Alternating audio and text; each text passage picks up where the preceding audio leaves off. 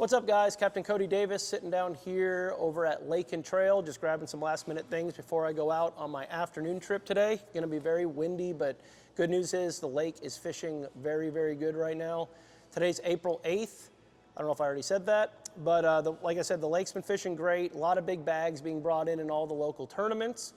The lake level today is 12.11, which means the lake is slowly coming up. We're starting to get a lot of rain, supposed to have a lot more rain this upcoming week. So the lake level is probably going to hover right there about that 12.25 foot, which is an awesome level to catch a lot of big fish here in the spring. What's going on now, the talk of the town is the brim are moving up here shallow, coming up to bed. And if you want a chance to catch some really big feeding post-spawn largemouth, this is probably the best time to do that. So just gonna go over the couple baits that I've been using on my trips and into my tournaments and what I think is gonna work best for you guys. And they're all fun, so that's the best thing. First and foremost has been a 1/2 ounce Dirty Jigs No Jack swim jig in some kind of a dark purple, black and blue, black and purple color. This is their hematoma color here. And you could pair this with some kind of a swim bait, like a Gambler Little Easy on the back, or something like some sort of a crawl, like a Bruiser Crazy Craw or a Gambler Mega Daddy, something that throws a lot of water. The swim bait, I'll throw in some thicker cover. It allows the bait to get down in that Kissimmee grass a little better. If you're in some sparser stuff, the craw style bait floats the bait a little more and just gives it a bigger profile. So that's been great. And I've really been throwing this when it's been windy.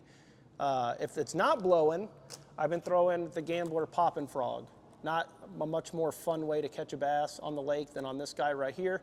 Little tip, any of you that follow me on social media know that my favorite color is black. Pretty much the only color POPPNG I throw is a black Gambler POPPNG. But over the last week, I noticed the green pumpkin was definitely getting a lot more bites than the black.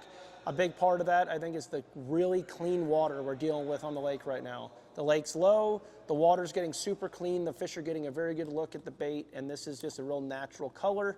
And I just noticed whoever's throwing green pumpkin in my boat is getting a lot more and bigger bites. So something you might want to play with. And I'm throwing this, like I said, when the wind is not blowing. Along with that, if you have conditions that are favorable for flipping a jig. Flipping a jig to sparse round reeds, Kissimmee grass, pads, anywhere that you can find bluegill that are hunkered around getting ready to move up on the bed. This is a great place to flip a jig. This is a 3/4 ounce Dirty Jigs No Jack flipping jig. And anything black and blue, black and red, black purple, whatever, just some sort of a dark color. Don't be afraid to pair this with a big trailer, like a Gambler Mega Daddy or the big Gambler Stinger. These fish that are moving up to eat bluegill, they're doing it because they want to feed one time, they want a big meal, and this will give it to them. Also, if you can get away with flipping a jig, your landing ratio goes way up, in my opinion, as opposed to flipping a Texas rig, like a plastic. So that's been working great.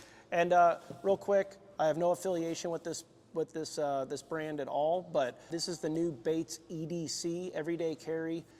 This is what I've been throwing all of these baits, or these baits, these lures on. It's a $200 reel, and I really don't think you're gonna beat it for the price point. This thing is sweet, it's slick, it's rock solid, there's no play in the reel at all. It's got the big handles, got everything you're gonna want to pull these big fish out. I throw this on my chatterbait with 20-pound fluoro. I flip and frog with it with 65-pound braid, and it's been holding up great. And the cast control in this thing is awesome. So these are just some products you can come in here to Lake and Trail and check out. The fishing here on the lake is gonna remain good, I say, all the way through May, especially with the water levels the way they are and just the way that the lake's shaping up. So if you guys have any questions or anything, anybody in here in Lake and Trail can help you out. And I do a fishing report on my YouTube channel, Tight Splice Charters. Try to do 1 or 2 a week, so you can check that out and get down here and go fishing. I'll see you guys on the next one.